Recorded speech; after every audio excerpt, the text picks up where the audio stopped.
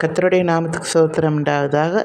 பாழடைந்த வீடு என்பதின் அர்த்தம் பழுது பார்க்கப்படாத சிதிலடைந்த அல்லது கைவிடப்பட்ட வீட்டை குறிக்கிறது.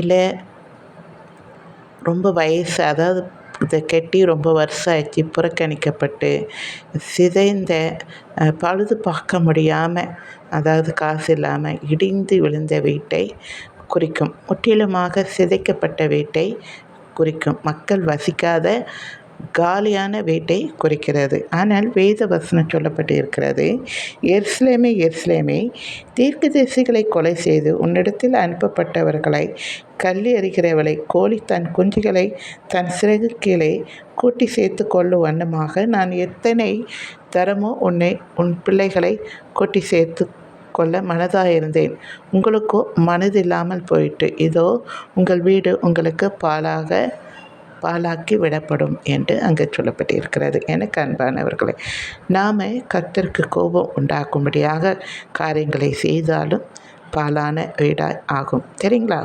அதனால் கர்த்தருக்கு கோபம் வராதபடி நாம் நடந்து கொள்வோம். தேங்க்யூ.